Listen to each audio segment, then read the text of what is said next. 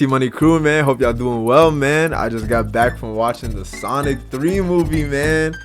Oh boy, man. I just want to come out here and give my initial reactions. By the time this video goes up, it's going to be the day after the Sonic movie, or I went to see the Sonic movie. So yeah, just going to talk about my reaction. I got 4 parts, connections to the game, what I liked about it, what I disliked about it, and then, gotta talk about the post-credit scheme, man. So spoiler warning ahead, man. Let's just hop right into it.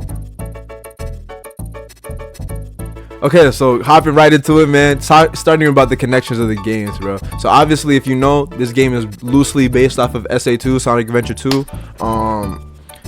And it does a really good well of connecting the points together. I'm not gonna lie. You got the Space Colony arc, you got Gerald, you got Maria, you got Shadow, and you just got a lot of callbacks too. They actually had live and learn play. A lot of people were wanting it, and they delivered. They also had obviously the Eggman replicated suit, like the actual suits. And they also had some callbacks with like the crab robot being like one of the enemies and like forces. They did a great job of like actually connecting what happened, and obviously like the fact that Shadow looks like Sonic. They didn't really go in the direction of Shadow impersonating Sonic, but Shadow looking like Sonic is like, and copying the abilities and stuff like that. It was really good. I'm not gonna lie, the music, and the character building as well, the story building overall was like very nice. So it's like it was a very good connection and callbacks to SA2. Like again, it was based loosely around it though, so it's like is SA2 inspired but not necessarily SA2. You know what I mean? Like there's no Bio Lizard, there's only 4 anthropomorphic animals, So yeah. But going off of what I liked about the movie, 2 things. Like the themes, or not the themes necessarily, but like the pacing, 1, and the growth of the characters. The pacing was amazing. The movie's like an hour 49 minutes, so you're like, me as a fan thinking about like all the stuff that they have, I'm like, how are they going to spread this across a timeline? Like, what are they really going to do? You know what I'm saying? It's like there's a lot to unpack. And with the introduction of Gerald actually being alive, like what are they going to do? And let me tell you, they get it done, bro. I'm not gonna lie, the pacing was amazing. They had Shadow breaking out, then they had the Sonic team introduced, and they're like, yo, we need you to come over here. And then they got into business, they got into more some business, and then they got into the real business. You know what I'm saying? Like they did a very good job of pacing, and still another thing, like my points was about to say, still growing the characters within it. There's 2 overarching themes in this, and that was family, and that was your decisions matter, right? With like the parallels of Sonic and Shadow, they both lost somebody precious to them. This movie, Sonic losing Long Claw, and this Shadow losing Maria and stuff like that. But it's like the decisions that you make, real live and learn type of stuff, bro. But like the decisions that you make matter, and they like really emphasized on those themes. And then also family. Obviously, Gerald Robotnik is back, and so like they had like various scenes with like the Team Sonic, and then keeping the family together, all that stuff like that, man. But like it really highlighting that, and they did a good job of it, I won't lie. Now to my dislike, bro. One thing we have to know first is that Game Sonic and Movie Sonic are not the same Sonic. That's one thing you gotta get in your head first. Shoot, look at my Sonic right here. This is his tan arm. Movie Sonic don't got tan arms. Anyways though, right?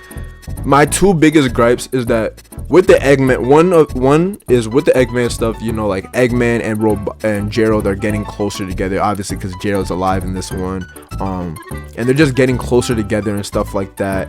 And yeah, but with that is like Jim Carrey is a great actor, but they were trying to play too much onto his joking side, and they did that with both of the Robotniks, and it was just like it carried on for too long. Like I understand the demographic is towards kids, with it also being towards like Sonic fans and stuff like that, and like long-term fans that know the games and all that stuff, but it's still, the main one is still children. And so they were trying to play all these jokes and do all these things, and they had Jim Carrey doing this, that, and the third, and it was like, it was cool, but it was too much. Like I feel like you could have added a lot of other things with the time that you were still spending doing this, just for them to even betray each other. So it's like, I don't even know, right?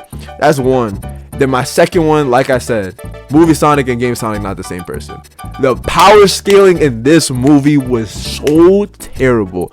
One, I understand that before you guys start attacking me, I understand it's for a plot. So I understand it's for like the plot of the movie to progress and stuff like that. But if you look at the games, bro, and you really look at SA2, there was 3 interactions between Sonic and Shadow. The first time they interacted with each other, which you could technically say Shadow won that. The second time where they interacted in the forest, where Sonic won that. And then the third time they interacted on Space Colony Arc, where Sonic again won that fight. But the way that they depict movie Sonic, like he's a real teenager, still immature and learning the ropes and stuff like that, still growing, right? Like they actually have him growing throughout the movies, but he's still doing all that stuff. So they depict him as much weaker. First of all, we also know that Knuckles is stronger than freaking Shadow. Like everybody knows that Knuckles is stronger than Shadow. Watch Sonic X, bro had to take off his inhibitors just to beat Knuckles, like. But you know, I digress. Like I said, it's for the plot, but like the first time they see Shadow beat Sonic, Tails, and Knuckles, and it's like, that's understandable. The only other game that Shadow has actually been really depicted stronger than Sonic is his own video game, Shadow the Hedgehog, in 2005, where he actually does put Sonic on the freaking ground. You can see it in the cutscene. But besides that, right, then Sonic starts chasing Shadow. They have a fisticuffs. Sonic gets knocked out. Shadow is just gone and handcuffs Sonic, and then dips out of there. The second time they meet each other, Shadow pushes his head to the wall and then knocks him out with another punch, which is like, I'm not gonna lie, Game Sonic is not letting it slide. Yo, future me here, bro. I just have to show y'all this real quick. Like I'm telling you, bro, he not letting it slide. He gonna do something about it, man. But back to the video, bro. And then the third one, Sonic goes super after Shadow knocks out Tom and stuff like that. Sonic goes super, chases Shadow down in super form, puts him on the ground. And you know what they did? You know what the movie did? Keep in mind that this has only happened twice in the franchise. If you know, you know. But the movie had Shadow, with Sonic looking straight at him, knock out the Chaos Emeralds from Super Sonic, and then he went super himself. And then Sonic went back super. To lead to the greatest fight scene I've seen for a video game adaptation, because like, bro, Sonic was hitting the Superman punches on freaking Shadow, knocking him across the earth, but they were both fighting in super. It was amazing. But the fact that Shadow could do that in the first place, that I'm telling you, he still had his inhibitors on, that Shadow knocked out the emeralds from Super Sonic?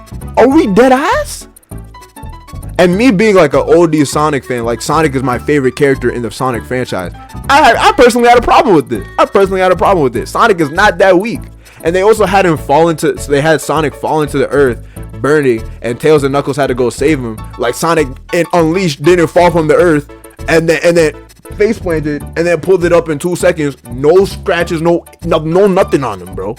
Like Sonic is OD durable. He didn't need to be saved, but it's like, you know what I'm saying? It's like, it's that type of stuff that is like, I understand it's for plot, and I understand it's for the story, but Sonic is not that freaking weak, bro. But other than that, bro, the movie was amazing. I'd watch it again. I want to watch it again. But yeah, I personally rate it a 8.5 out of 10, with I think the second movie actually being a good 10 for what it actually is. I think the second movie is better than the third because of the pacing and the characters and the way that they actually develop, but the third movie is a very close second, with the first movie obviously just being the first movie. There's not gonna be the peakest usually. But yeah, that's my review of it. And then quickly talking about the end credits and stuff like that, they actually introduced Metal Sonic and Amy. A lot of people wanted to see Silver. You know, just a quick rant about my conspiracies about it. Just one thing that you need to know as well, this is apparently Jim Carrey's last time playing as Eggman, and what basically happened at the end of the story is that Shadow took off his inhibitors, pushed the arc away from the earth because it was about to blow up. Eggman was also in that arc as well, trying to shut it down from the inside, and so then it both blows up. So right now, presumed dead is Eggman and Shadow, and if Jim Carrey's not playing Eggman again, then Eggman should truly be dead. And if they're going based off the games in Sonic Heroes, it was Eggman that found Shadow and brought him back to life basically after he was presumed dead too. So I'm guessing both of those guys are out of the picture, but that's a 90% chance that I'm certain with. So that, you know, there's still that 10% that they might come back. Who knows? But yeah, they basically introduced Metal Sonic and Amy, and if you know, they were introduced in the same game, Sonic CD. So obviously that just makes sense. A lot of people were wanting Silver, but like I said, based off my theory, if Eggman is truly dead because of Jim Carrey not playing the character anymore and Shadow being dead along with them, What I'm thinking is that either Eggman 1 created these Metal Sonics and before he died, or 2, like just like Tails, how Tails in the second movie was stalking Sonic from a different planet. Somebody else was stalking Sonic from a different planet. Maybe it's another Eggman from a different dimension. We actually get another, Eggman. Who knows? But like, someone stalked Sonic, built these replicas, and set it to jump him. Amy was tracking him down, and then boom, she comes in and she swoops in, saves Sonic, all that stuff. That's what happened in the post-credit scene, basically. That she like destroyed a bunch of Metal Sonics that were about to jump Sonic. But yeah, the one hope I'm having is that they don't make Amy like they did Peach in Super Mario Bros. The movie. Because like Peach in that movie was like OD independent, no damsel in distress aspect. Keep in mind, Peach only has 2 games that she wasn't kidnapped, and that's her own game. And what's it called? Super Mario World, and I guess Mario RPG if you want to count that as well. But yeah, they just butchered her character. So I'm hoping they don't do this with Amy too, because like everybody knows Amy does become eventually independent. She's had some of the most growth in the whole franchise these past 2 years, with like Superstars and Origins and just the comics, if you read those, the IDW comics.